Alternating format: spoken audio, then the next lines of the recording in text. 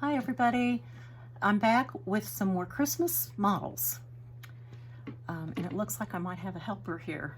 If you haven't seen her already, this is Libby, and she's being a little bit needy today. Say hi, Libby. Anyway, I've got some more Christmas models for my stash that I want to show you, so let's get going. First of all, this one, most of these are silk gauze. This is called Christmas Blessing, and I believe this it might have something as an Irish Christmas blessing. May peace and plenty be the first to lift the latch on your door, and happiness be guided to your home by the candle of Christmas. So that's the verse, and it's just a little small sampler that mostly I went with kind of a theme of green trees or evergreen trees that we associate with Christmas, and also some red flowers, kind of thinking about poinsettias perhaps. But there's stars, there's some little critters down there in the bottom. And this is one of these on the silk gauze where I've taken and I've done the backgrounds in bands, so that it's not all the same neutral background, and it adds some more interest. And to be honest, if you find filling in backgrounds a bit tedious, it helps break that up a little bit because you're not using the same color over and over and over again. And it really creates pretty detail. Look at that pretty band across the top with those trees. So this is called Christmas Blessing. Give you a closer look at some of those details down in the bottom. See if it's focusing. Little small trees and some stars. Again, this is called Christmas Blessing. Next, I had some fun with a little quotation I saw a number of years ago when I released this, and a fun little piece, and it just says, "May your soul be jolly." And I think that's something fun to keep in mind, especially when the holidays can get a little bit stressful. So we need to keep ourselves a little bit jolly all year round, don't you think? I had a lot of fun with this one. I'm not sure that you can get this little metal frame anymore. It's from the scrapbooking section of the craft store, where it's just, there's almost no thickness to it at all. It's very thin. And when I first released this as kind of a limited edition kit, it included the little frame, but I wasn't able to get those anymore. And so the chart pack now doesn't include the frame, but I'll get to what it does have here in just a second. But I had fun with this one because instead of using the traditional just red and greens that we're so accustomed to, I went with fuchsia and some brighter greens, and just made it very fun. And the finishing on something like this, I'll turn this around. All I did is I layered this loop of ribbon so that you can hang it. And then I cut a piece of pink craft felt so that it was just a wee bit smaller than that metal frame, and just covers up the back. So there's the stitching, and then the ribbon, and then the felt is glued around those edges to hold everything in place. So jolly soul. When I ran out of the little frames and couldn't include those anymore, the chart pack kind of went on the back burner for a while. When I did bring it back recently, it's been a year or two now, I stitched another model on linen. And it's just almost an identical design, but not quite, because it's squared up. If you look at this one, it's stitched, these top and bottom borders are stitched so that they fit kind of the curve and contour of that frame. Well, in the case of the pincushion, I didn't need to do that. And so there's a narrow border all the way around the design instead. But otherwise the design is the same except for the color palette. This is a little bit more traditional red and green combination, and is stitched on, I believe it's putty linen, so it has that primitive look, but you could change up the color of the fabric or the threads and really give it whatever kind of Christmas red and green color palette that you prefer. This would be an easy one to make that change with. So this is called Jolly Soul. Next, I have one, little guy again. It got dark in here. It's raining outside, so, but I still have, I think you can still see just fine. This is simply called Hark. It's on silk gauze. It's that striking angel and a number of geometric, almost Quaker star kind of feel, but it's a very starry night kind of effect. And this is a good example of something, if you're on silk gauze, not for the first timer, because counting all of those star motifs is a bit challenging. And so filling in the black is not a big deal, but the counting of those stars is a bit challenging, but I think it's worth it. I think it's just so striking. And of course you could stitch this on black linen, or you could stitch it on a neutral linen and just fill in all of the background if you would prefer that.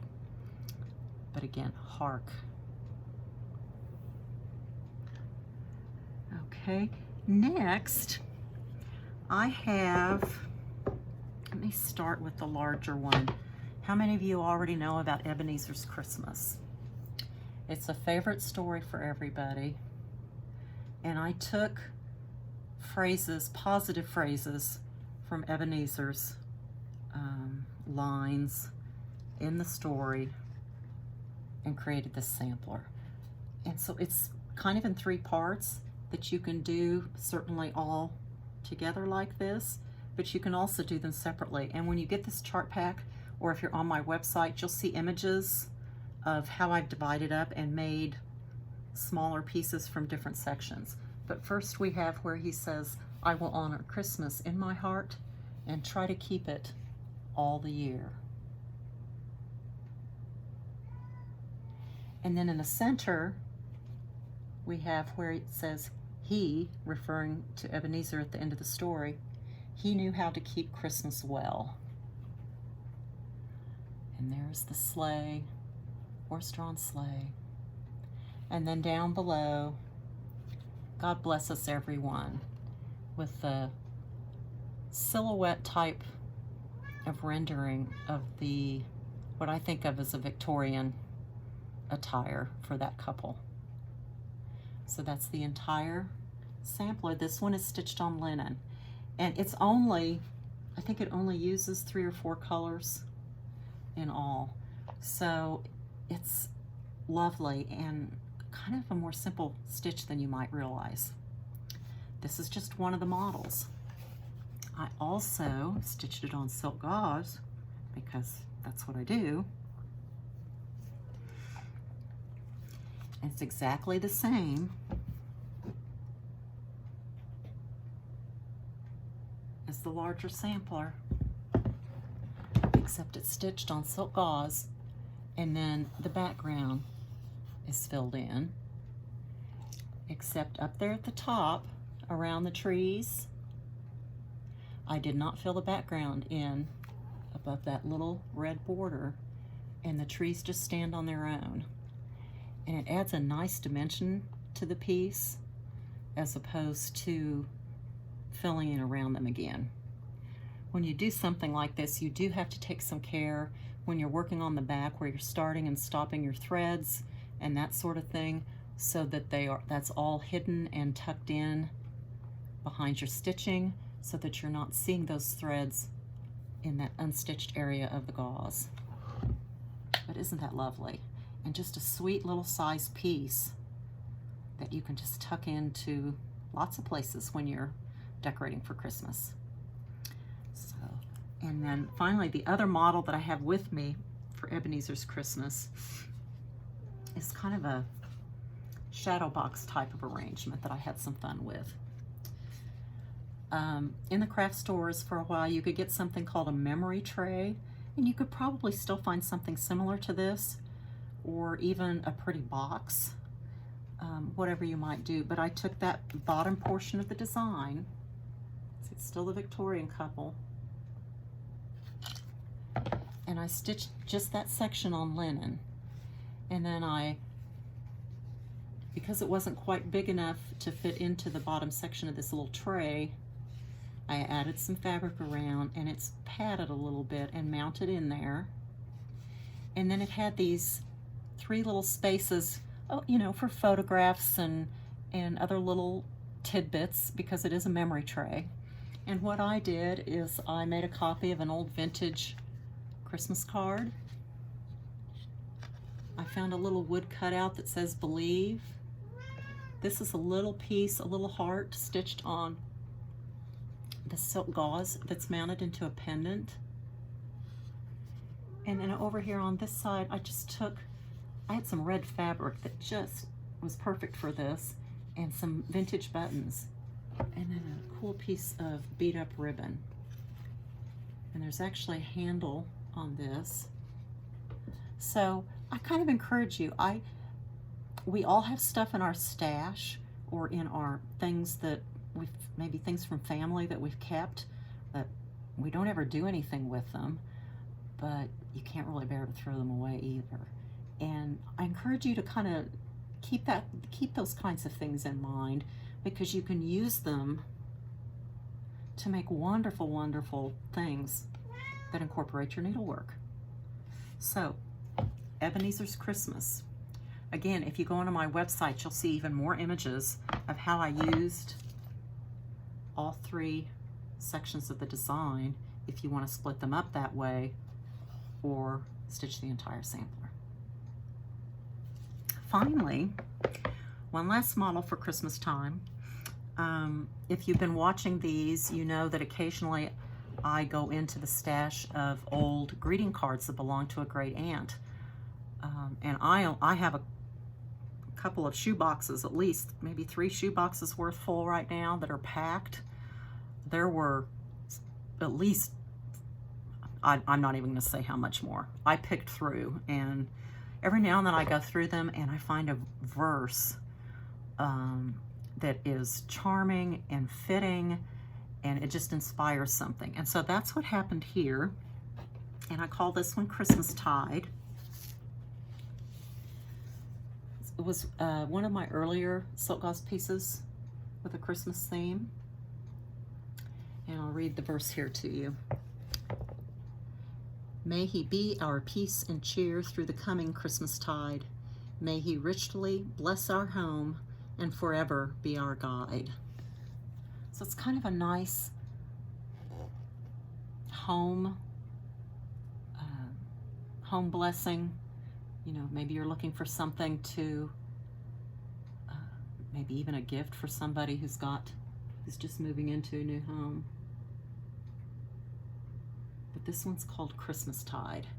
And you can see this one I have framed with a big mat that kind of really zeroes in on the center piece.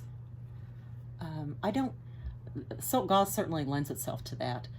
To be honest, I don't do it all that often for practical reasons, because the models travel around a lot in trunk shows or different events that I'm going to. It's kind of tough to have a lot of models that are framed big like this, but I like to do it occasionally. So again, this is Christmas Tide. And that wraps up my stash of models that I have here for Christmas time. So I hope you've enjoyed that little tour.